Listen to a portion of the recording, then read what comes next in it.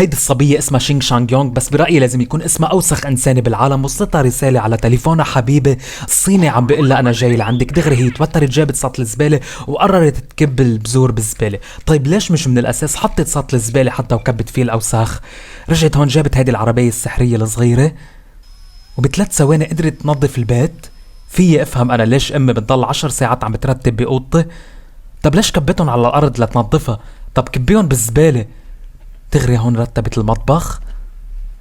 يعني اذا حبيبها ما بيجي لعندها بضل بيتها وسخ. اكتبوا لي انتم من اي بلد بتتابعوني. ليكوا الاوساخ على الارض.